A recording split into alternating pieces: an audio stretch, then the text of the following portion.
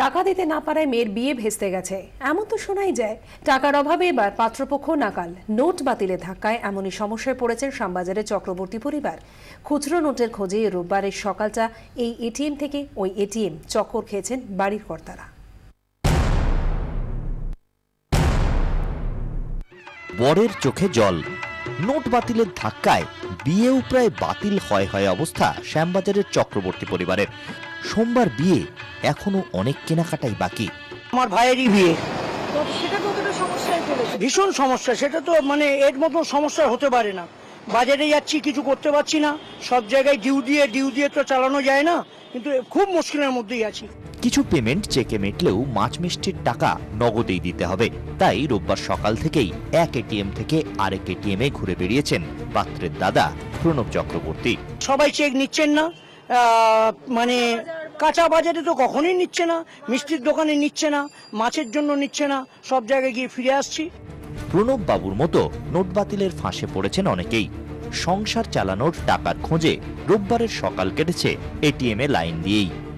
এই তো রবিবার সকালবেলা বাজারে গেলাম, বাজারওয়ালারা বসে আছে, তারা ঠিকমতো কাস্টমারকে কোনো রকমে স্যাটিসফাই করতে পারছে না, কেউ এক্সচেঞ্জ করতে পারছে না, জিনিস বিক্রি করতে পারছে না। অদ্ভুত লাইনের সমস্যা থাকবে। এই বয়স লাইনটা আমার বুঝতে পারি, এই ছোটবেলা লাইন দিয়েছিল, এই বয়স লাইন দিয়ে যাবো।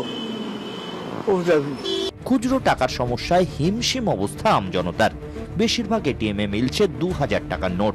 খুচরো বাজার করতে গিয়ে ঘাম ছুটছে সাধারণ মানুষের। ব্যুরো রিপোর্ট, 24 ঘন্টা।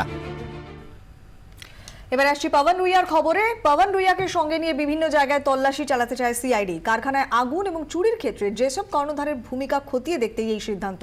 অন্যদিকে যেসব কর্তার বিরুদ্ধে আজকে জোর করে অগ্নিসংযোগ ও ষড়যন্ত্রের অভিযোগ এনেছেন সিআইডির তদন্তকারীরা। অবশেষে সিআইডি হেফাজতে পবন রুইয়া। যেসব কর্তাকে 14 দিনে সিআইডি হেফাজতের নির্দেশ দিল ব্যারাকপুর আদালত। যেসবে একের পর এক আগুন, চুরি, সিআইডি তদন্তে অন্তর্ঘাতের প্রমাণ মেলে। বারবার যেসব কর্তাকে তলব করে সিআইডি, কিন্তু হাজির হননি। শেষ পর্যন্ত শনিবার জন্মদিনে দিল্লির নিজামুদ্দিনের সুন্দরনগরের বাড়ি থেকে যেসব কর্তাকে গ্রেফতার করে সিআইডি, দিল্লি থেকে রাতেই তাকে আনা হয় কলকাতায়। শনিবার রাতভর ভবানী ভবনে যেসব কর্তাকে জেরা করেন সিআইডি আধিকারিকরা।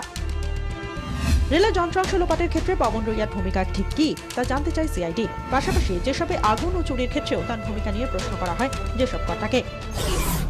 রবিবার সকালে ব্যারাকপুর আদালতে পেশ করা হয় পবন রুইয়াকে। তার আগে এসএসকেএম এর নিয়ম মাফিক মেডিকেল টেস্ট হয় যেসব কর্তার। পবন রুইয়াকে নিজেদের হেফাজতে নেওয়ার আবেদন জানায় সিআইডি। বিরোধিতা করেন পবন রুইয়ার আইনজীবী। তার যুক্তি, 2008 সাল থেকে জেসপের ডিরেক্টর পদে নেই পবন রুইয়া, তাই রেলের যন্ত্রাংশ চুরির ক্ষেত্রে তার কোনো দায়িত্ব নেই।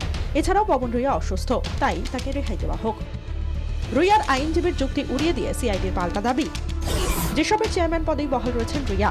2008 সালে রেলের সঙ্গে চুক্তির ক্ষেত্রে রুইয়ার ভূমিকা অনস্বীকার্য, তাই দায়িত্ব নেই কথা বলতে পারেন না তিনি। রেলের যে 50 কোটি টাকার যন্ত্রাংশ লোপাট হয়েছে তার হদিশ পেতে পবন রুইয়াকে জেরা করা দরকার। ইনভেস্টিগেটিং অফিসার 14 দিনের পিসিপিআর করেছিল, আমি কোর্টের কাছে সেটা সাবমিট করি। কোর্ট সব কিছু বিবেচনা করে ডকুমেন্টস দেখে সিডি দেখে 14 দিনের পিসিপিআর অ্যালাউ করেছে। রেলের মামলায় যেসব কর্তার বিরুদ্ধে আগেই বিশ্বাসভঙ্গ ও প্রতারণার অভিযোগ ছিল, রবিবার আরও 3টি নয়া ধারা যুক্ত করে সিআইডি। পবন রুইয়ার বিরুদ্ধে 120 বি অর্থাৎ অপরাধমূলক ষড়যন্ত্র, 201 অর্থাৎ তথ্য প্রমাণ লোপাট ও 436 অর্থাৎ জোর করে অগ্নিসংযোগের ধারা যুক্ত করা হয়। সিআইডি সূত্রে খবর, রেলের যন্ত্রাংশ চুরির পাশাপাশি কারখানায় আগুন ও চুরির ক্ষেত্রেও বড় ভূমিকা ছিল পবন রুইয়ার। সেক্ষেত্রে তার মোডাস অপারেন্ডি কি ছিল তা জানতে চায় সিআইডি।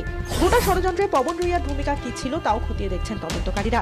এজন্য আগামী দিনে রুইয়াকে সঙ্গে নিয়ে বিভিন্ন জায়গায় তল্লাশি চালাতে চায় সিআইডি।